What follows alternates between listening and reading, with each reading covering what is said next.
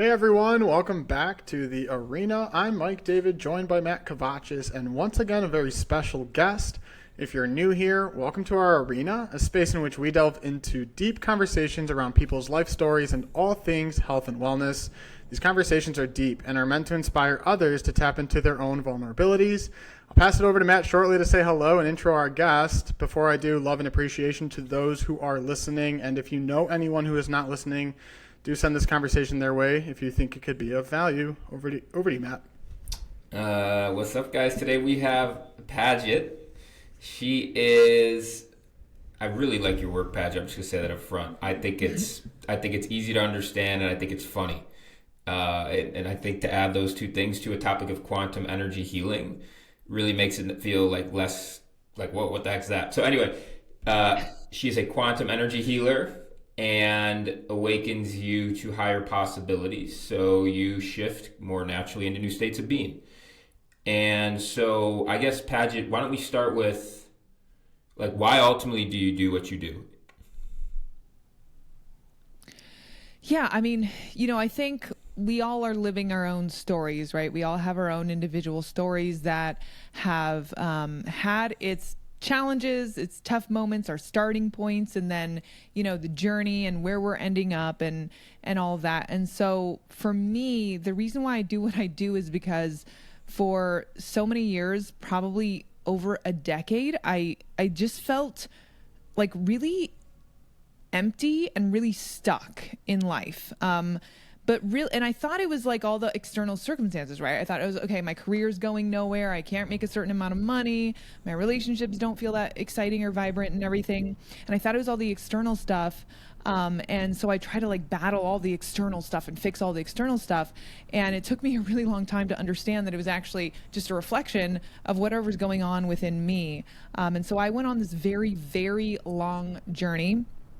First started a self-help, development journey, and then it went into the spiritual, and then some of the energy and manifestation and all of that stuff. But over that time, like I still felt personally like I was just really stuck, and I finally got to this point where I was like, okay, yes, the external stuff, it's not the best, but what really I'm battling against is myself. Like I really just feel stuck in this smaller identity of myself that like I know is not really, like I know it's me, but it's not really me, right? It's not the like greatest potential of the me that like I feel like deep down in my core, in my gut. Like I know that I came here to be able to expand in a way that I don't exactly know what that looks like, but I know it's not this, right? I know it's not playing small. I know it's not being unconfident. I know it's not pursuing the things that at the level that I want to pursue them. And it was a me issue. And then when I finally like discovered, okay, there's these deeper energies in our field that play a really big role in like the reality that we create from within ourselves. I started to understand what people call like the matrix of reality, behind what we can see. That's really what unlocked within me this deeper version of me that I always knew was there, but I didn't know how to access.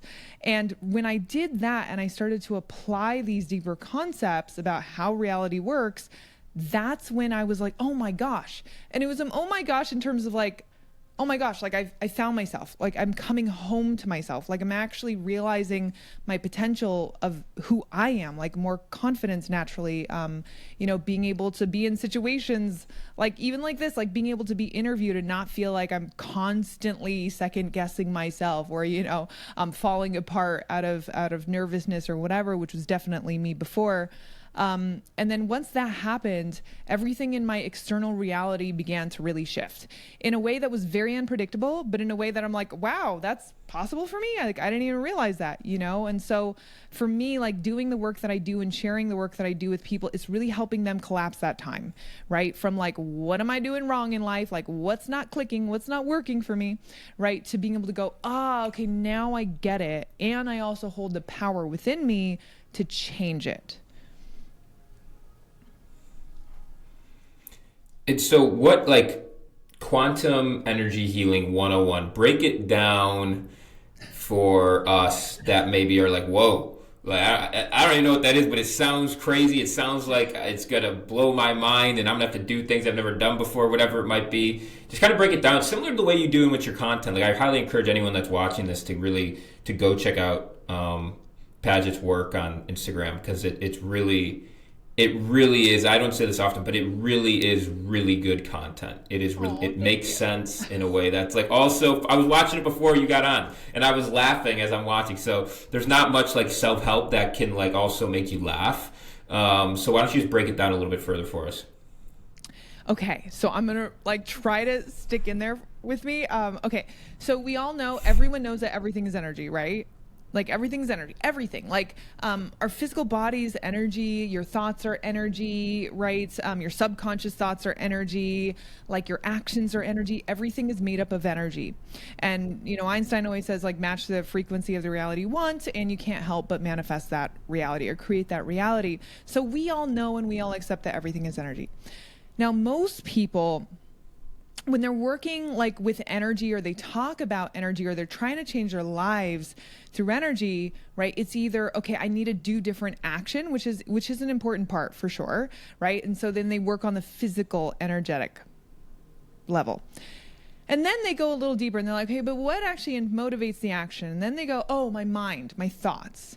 So then they go, okay, let me change my thoughts, because thoughts are energy. And that's true, thoughts are energy. But then they go, okay, but then actually what's creating the thoughts behind the thoughts, right? And they go, oh, okay, let's change my subconscious thoughts, right? Which is another level of energy, to then change my thoughts, to then change my actions.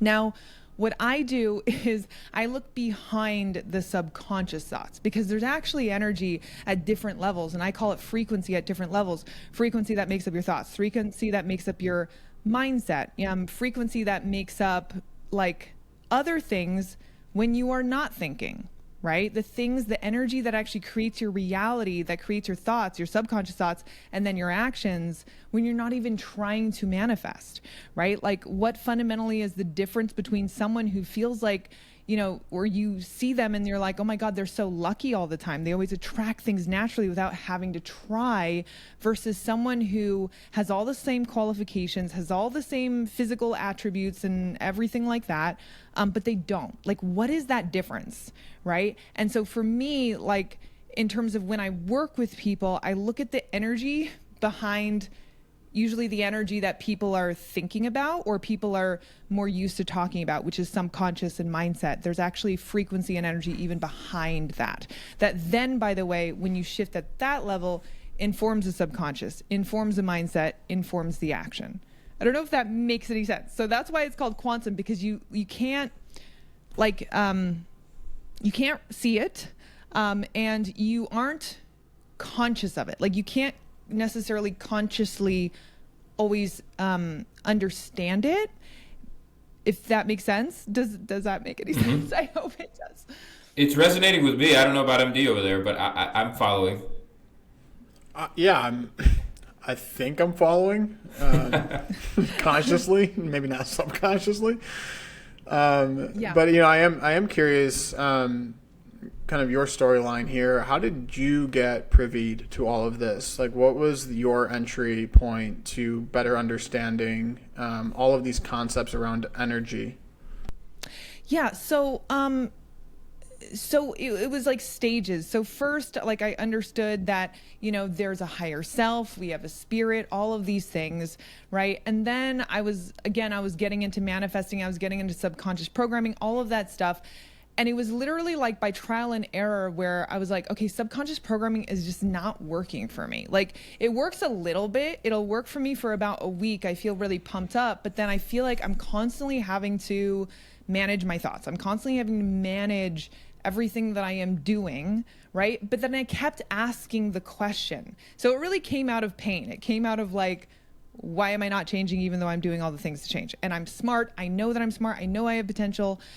And then I kept on asking this question, like, again, what's the difference between someone who does all the right things and they don't get the results, and then someone who does all the right things and they do get the results, or someone who doesn't even do all the right things and they still get the results, you know? And I kept on asking that question. It was literally born out of this frustration of like, look, I'm seeing someone else who's like me, looks like me, has the same talent, all of that stuff. But like, why is she able to attract all of this and I'm not able to attract it no matter how hard I'm working? And it doesn't even seem like she's working that hard, right? And so that was like this question I was grappling with. And to me, it literally came through as like a download from this obsession out of frustration. It came in as a download where it just hit me, where I'm like, okay, I'm creating my reality, but it's my energy that's creating my reality. It's my connection at a higher level that's creating my reality, right? Because she's not doing subconscious reprogramming. She's not doing all of these other things. I'm having to work my ass off doing it. Like, there has to be another level. Like, there has to be another level. And it kind of goes back to what you were talking about, Matt. I mean, breath work is a really good entry point into understanding, okay, there's like something going on, right? That connects spirit to body and creating more of that connection from spirit to body. And as I personally did that more myself through really like observing my triggers, observing my body, and all of these other things that, you know, I teach other people on, literally just my intuition just turned on, and I wasn't even trying to have my intuition turn on, and I just started seeing things in people, right? And so that's why it's kind of hard for me to tell you, like, how do you know these things? It's because I just do. But the thing is, you guys also know these things too. It's not like something that I'm just like specifically tapping into. We're all tapping into this. If you think about it, both of you guys, like, why do you treat one person with more respect than like another person? Like, why do you feel like you want to gravitate to talking to someone, right, versus someone else that you don't want to gravitate toward? Like, that's frequency. Like, you're reacting not just to how people look and feel and sound, you're reacting to something else. You're reacting to their frequency. Does that make sense? Like, you can even just observe it, those of you who are listening, in your everyday life. Like, why do you react differently around different people? And why do you feel like more generous around certain people and then less generous around others? Like, why? What is that? It's not just the physics, right? It's not just the physical, rather. It's something much deeper. What is that deeper thing? And that's the best way I can describe it. But for me, I see those deeper things in people, if that makes sense. Like, I'm able to consciously see it as a pattern and be able to verbalize it. And I guess just a follow up to that, understanding a little bit better of what it is, as you've made a ton of sense of it for us. So what shifts in your life did you notice right away? Because, like you said, in some ways you always knew this, and it's almost like a lot doesn't change. But what did change for you? What did you start to notice for yourself in terms of achieving certain results, or just more broadly? Yeah, for sure. So the first thing that you notice, right, when you start to shift into, and it's really just shifting more into who you always are, who you've always been, like your potential, right? That's all this is about. You guys already have this knowledge that I have. We all have this knowledge. It's just about tapping into it. So the first thing that changes that people notice is that people start treating them differently. Like, without them acting different, without them saying anything different, without them even saying anything, they'll walk into a room and people just treat them differently, right? Like, they don't have to say anything. Like, and they're literally like, whoa, like, people are just nicer to me, or they want to be around me more, or they say that they like my energy, and I literally didn't do anything. I'm not dressing differently. I'm not acting differently, right? So that's the number one thing. That's a really, really good sign that your frequency has shifted. You don't have to manage your personality. You don't have to talk any different. You don't have to dress differently. Your frequency shifts and the reality around you starts reacting to it. And so if you think about that, that also bleeds into everything, right? It bleeds into, let's say, like, you're going in for a job interview, someone taking you a little more seriously, or someone being like, woo, I would really like her to be in the workplace. Or if you're thinking about, let's say, even posting on social media, or just interacting with clients or interacting with people at large, right? Like, people are going to react to your frequency. They're reacting to something underlying what you're saying, what you're doing, how you're showing up. And so it impacts everything. So for me, that was the first thing, right? And then another thing is you just feel different in your body. You literally just feel like better in your body, right? You feel like you have more energy. You feel more alive. You feel more vibrant because you're more connected to, again, that source that we were talking about that lives within all of us. And then for me personally, when I started to click more into this, like everything changed, meaning my social media blew up to like over 100,000 followers, and I wasn't like doing anything really different. Like I didn't study social media strategy or anything like that. That's where people started coming to me to be coached. I wasn't even a coach at the time, like I was talking to Matt about. People just DM me and I'm like, coaching on what? And they're like, life and things. And I'm like, okay, I guess I can do that, right? And probably my first clients, if they listen to this, they remember that. And then as I started coaching people and being like, what's happening here? That's when my abilities started to turning on, and I started to see things in people. So again, it's like if you kind of take that, you can actually trust that, like, oh, I'm not making all these important decisions in my life with my head. I'm actually being led by something greater, right? Because I didn't figure that out. Like I didn't try for that. It wasn't a goal I was even setting for myself. It was literally, it just started to come through. And so that's the spirit self connection, right? Where your higher self, it knows all the answers, it knows all the things that I'm talking about. And as you connect more with that higher self, like it starts to actually bring things into your reality that's meant for you. I don't know if that makes sense. Well, yeah, totally. Speaking my language in terms of, I mean, yeah, I've seen it play out in my life. I've shared on this podcast before, but Exactly. People are more giving to me now. I don't even ask for it. I'm just like, okay, thanks.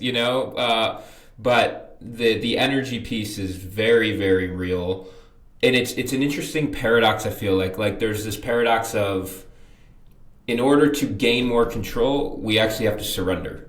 Like the more I've surrendered to life, the more control I have over like what I know I actually have control over in terms of my thoughts, my behaviors, things like that. And like in order to kind of gain what you were saying, you have to work less hard. Like I don't necessarily work more than I used to, but I'm having more success because I'm living in alignment with my authentic self. And so could you just talk through a couple of those paradoxes? Because I think what people think they're supposed to do is actually the opposite of what they really need to do. Yeah, well, what you just said is so perfect. So surrender, right? Because you're talking basically about surrender and trust. And surrender and trust to me, it's letting go of attachment, right? So this is one of the things that I see like really, really actually messes people up is attachment, right? Attachment to how something should look, attachment to how it should come through, attachment to like how they need to be or how like where they need to be at a certain point in time. Like if, let's say, you released your attachment, right, which is what I was basically doing at that period of time. By the way, my career was going nowhere at that time when I was posting, right? I was just like experimenting with things and I was just putting myself out there and all that stuff. I wasn't attached to anything at that point because I didn't really have anything, if that makes sense, right? But the problem is people actually, when they have stuff, or they think they have stuff, they think they have a sense of identity, they think they have a sense of confidence, they think they have this house, they think they have this car, they think they have the security in their relationship or the job, right? That's where actually they get in their own way because they can't then follow a higher guidance system that could actually shortcut this entire process to getting them to a place they couldn't even imagine. Right? Logically. Because like you said, Matt, it doesn't happen from your head. It didn't happen linearly. It's like guided, right? But most people get in the way of that guidance system because they're unwilling to surrender or they're unwilling to let go of their attachment to how they think life should work, how they think they should work, right? What they think they want versus, oh, actually, there's a greater possibility for you out there. All of those things, it just actually gets in the way. But when you surrender, when you let go and you trust, right, you can actually allow the opportunity for that higher guidance system to come through you and to actually like lead you on a better path, right? And so when you talk about authentic self, by the way, like it's the same kind of thing, right? Like being your authentic self is actually letting go of who you think you are to become who you actually are. It's really the same thing, you know? And it's lighter. It's so much, like life is just lighter. It's I think you stop taking yourself so seriously. I guess if someone came to you was like, which I'm sure they do all the time, Paget, my self-worth is in the dumps. I'm struggling in life. I don't know where to go, where to turn. Like, walk through that process of just working with someone like that. How do you tangibly and intangibly help people increase their self-worth, recognize who they are, all those things? Yeah. So if I'm working with someone personally, it's just a shortcut. It's just like easier for me to just tap into their energy and for me to just tell them what I see is like going on that's creating that disconnect. Because like you said, Matt, like it's just a disconnect. Like low self-worth, like if you're feeling low self-worth, it's just a disconnect from that higher guidance system. That's all it is, right? Because you are worthy and you actually know you're worthy at a deeper level. It's just this crap that we collect, right? This energy that we collect that we don't need that convinces us that we're not worthy. So when I work with someone, I just kind of shortcut the process by just tapping into their energy field, and I'll just tell them exactly what I see. And again, I just see it as energy. It's literally just an energy pattern, and it's usually connected to different parts of their body. And so I help them, like, how am I going to describe it? Because I know, like, your listeners probably are like, what is this woman talking about? So I basically just see energy in people, right? And then I just help them release that energy from their field. And then when they release that energy, like literally a day later, a few days later, a week later, they'll just feel lighter. They'll just feel different. And they won't know like how or what or why. They didn't need to do anything psychologically. All I'm doing is I'm helping them awaken more to who they truly are. I'm just helping them remember, right? I'm just giving them a shortcut to remembering that. But they already have it within them. I'm not like doing anything to them necessarily. Does that make sense? It sure does. I mean, I'm Does trying it? to think of Okay. the. No. It really does. Okay. What you're saying is you help people see things that they don't necessarily see in themselves, Yes. Yes. and Yes. and really feel into that. Can you like? I guess my question is, can you think your way? I feel like so many people believe that they can think their way to a different life, and I feel like so much of it has to be come from like a sense of feeling into it, like really tap, like you say, connecting kind of more with yourself. So I guess just I would love your perspective on that, because it's like I think we all know deep down what we need to do, but most people don't do what they know they need to do. So I don't like the idea that people think that we can just think our way to a new life, to a new solution, to a different way, because there's subconscious patterns that are holding us back, whether we realize it or not. And I think about this lady, like, one of my friends who is like, well, this time it's going to be different. I'm not going to get attached this time. And it's like you say that until you're in it. And then all of that, and then it goes out the window and you go back into those patterns. So I see you nodding your head. Would just love to hear your perspective on that. I do not think you can think your way out of most things. So I'm just going to give you a for instance, like someone who I was just working with the other day, and this applies to every single area of your life though. So this person I was working with the other day, she has certain like inflammation, like health issues, where she's just very allergic to things, right, that she eats. And so when I tap into her, and like, it doesn't matter like how she thinks, right, about, oh, this is not going to make me allergic to this. But when I tap into her, I see that like, basically there's like this alarm system in her body, right, that's like sending an alarm whenever she eats anything. So it literally doesn't actually matter what she eats. It's an alarm system. And when I really tap into it, I'm like, oh, something when you were a baby happened. Like either something happened when you were being fed or you were eating certain things or something like that, which then like sent an alarm, right, to your system because it wasn't good for you. So as she grew up, right, she puts things into her body and then that alarm system is still there. Now you can't say that's a thought thing, right? That didn't happen with her thoughts, right? That happened because of a deeper energy that was created at that point in time, let's say in her life. But this doesn't just apply to health stuff, right? It applies to everything.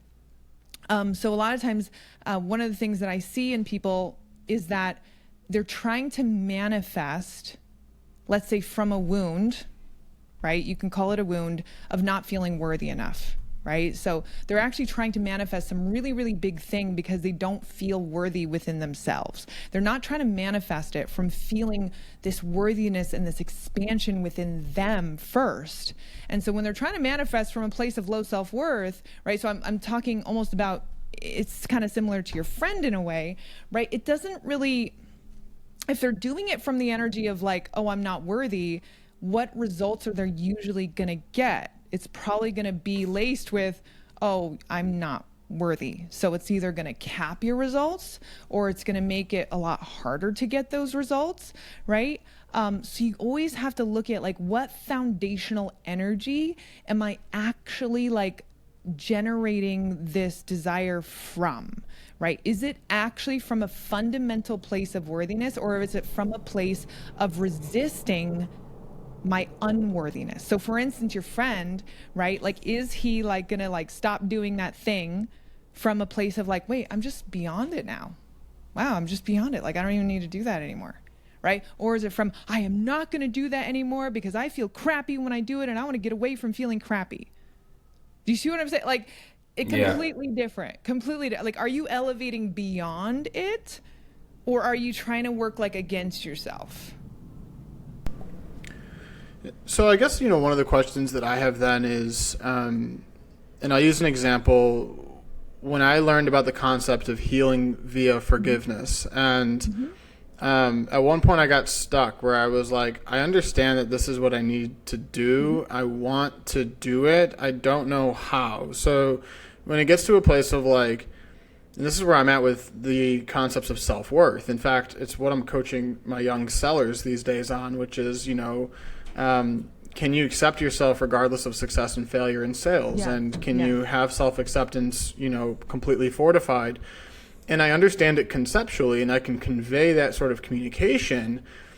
But as I work on with myself, and, I understand that I can demonstrate examples of self-love or self-worth, but how do I put everything, my energy, my being, my spirit, all of it, not just my thoughts and my understanding of it, but how do I put everything forward and fully embrace this idea of self-acceptance and self-worth? And how will I know that I've done that? And I understand that maybe it's a process, but hopefully my question makes sense. Yeah. No, it totally makes so much sense. So I'm going to give you one really practical thing that like might help actually, whether it's the people that you're working with or whatever, right? And it applies to everything.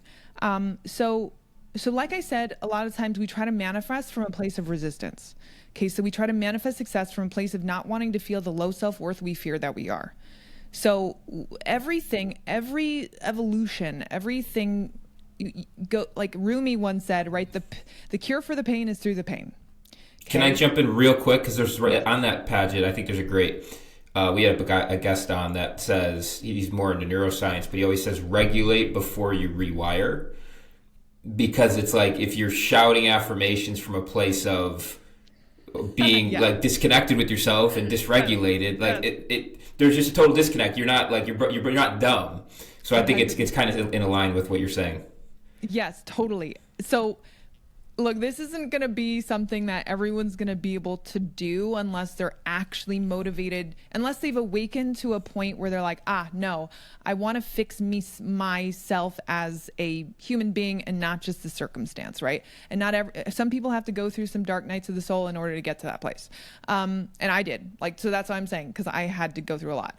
And so the one thing I would actually say to people is like, just embrace feeling what you're freaking avoiding feeling. So if you're avoiding feeling failure, if you're avoiding feeling like, like, oh my God, this is never going to work for me, or like, all that stuff that maybe feels familiar to you from childhood, or even actually it's a lot of times it's beyond that, then to actually just take some time and feel it fully, right? Stop trying to. So most people, they're like, oh my God, I'm failing. Oh my God, I'm doing horribly. Okay, so let me like generate a whole bunch of action to get away from that fear, right? To get away from that fear of, oh my God, I'm failing. Oh my God, everything is going to shit. I'm just giving you an example. What if you actually did the opposite? What if you're like, okay, and I'm not saying to like abuse yourself in this, but just like stop.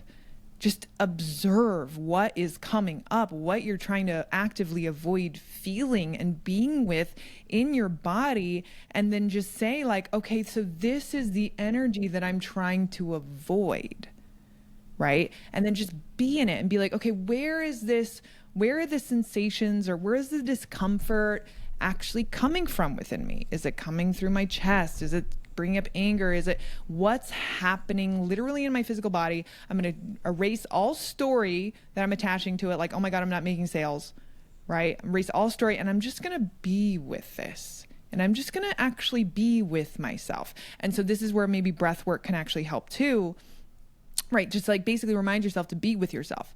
And okay, can I just actually just be here and then not react from a place of avoidance of myself? Right? That's like the number one step I would just tell everybody to do, right? Is like, what are you actually trying to avoid when you're trying to go after that success or you're trying to make that sale, or you're trying to do this or you're trying to do that? Because while most people just do it from a place of trying to like not be a failure, there is another way, which is like, oh, I can just like express the brilliance of who I am, right? Like my success is just an expression of like how brilliant I am and how amazing and worthy I am, right? And then it just flips the script. But you're right, Mike, in that it won't just happen completely overnight, right? It's not going to happen completely overnight. It is an actual process, right? That most people, and I'm sorry to throw you under the rug, but most men especially, they just are not taught to do, like at all, you know? Nobody's thrown under the rug here. Our title of Men in the Arena is so intentional because of the conversation. These kinds of conversations are why we do what we do. And nobody's under the rug. What you said at the end there is something that I talk a lot about, which is now I talk about it from more of a place of self-compassion and self-criticism, but it's really fear and love. So when we self-criticize, it's normally from a place we're doing it invokes fear. It's from a place of fear, and the desire from that place to grow, to do is the desires to not feel inferior. We don't feel we're worthy as a human being, and we have to be achieving and doing something in order to then hopefully feel enough. Whereas when we're operating from a place of love and compassion, we recognize that we are worthy. It is our birthright to be worthy of love and acceptance as a human. And so the desire is not to feel inferior, but the desire is to be superior. Like we're ambitious, we're driven, we want to achieve and be better because we know that we show up better for ourselves, and then we show up better for our loved ones and those around us. So we'd love to just hear your perspective on that. But I couldn't agree more when it comes to like really trying to understand where your underlying drive is coming from. 100%. So here's what I'm going to say about that, because I love everything that you just said. But like, if I were to just add my like an additional 2 cents to that is like, so this is something that I see that comes up a lot for men, a lot for women in different kind of ways. But like, let's say it's like, you know, I'm driven by my desire to provide for other people, by my desire to be the greatest version of myself ever so that I can like inspire others and all of that stuff. There is nothing wrong with that ever. Like, that's amazing. One thing I will say that's a little bit of a energetic trap that I see people get into is that it comes with what I call like energetically, like I literally see this in people. It's like a burden pattern where you actually feel as though like, so I just see this also capping people in success where they feel like they have to take everyone with them, right, as they become successful. And it actually becomes a burden as opposed to them just standing as a lighthouse, shining, and other people get inspired by them. They actually feel like they have to literally pull other people up, and then it almost sinks them sometimes, right? I used to be that way.